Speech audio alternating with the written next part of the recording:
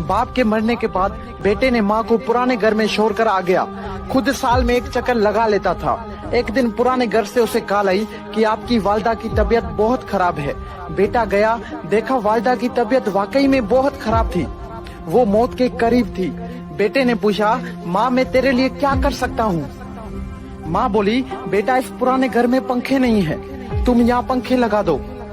बेटा हैरान और परेशान होके बोला, माँ आपने इतनी उम्र यहाँ गुजार दी, अब मौत के करीब आपने ये फरमाइश की।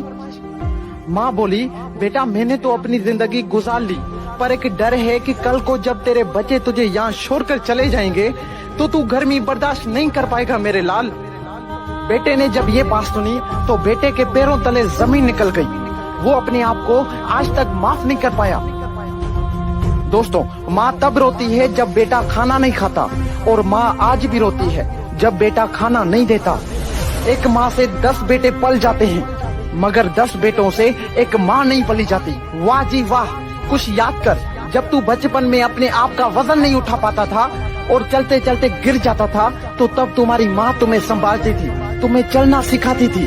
और हाँ, जब ठंड में रात को 3-4 बजे बिस्तर पर पेशाब करते थे तो वो तुम्हारी माँ अपनी गहरी नींद को छोड़कर तुम्हें आराम की नींद सुला देती थी। और अगर आज तुम बड़े हो गए हो तो माँ पर चिल्ला रहे हो, उसको बोझ समझ रहे, शर्म नहीं आती ये सब करते हुए अपनी माँ के साथ?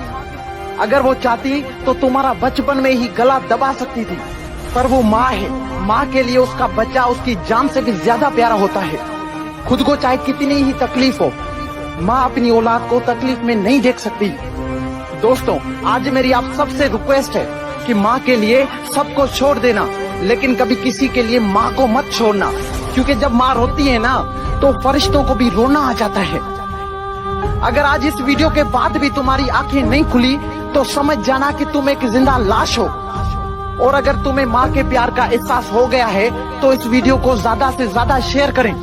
क्या पता आपके एक शेयर करने पर किसी और के अंदर भी माँ के प्यार का एहसास हो जाए, माँ के प्यार का एहसास हो जाए।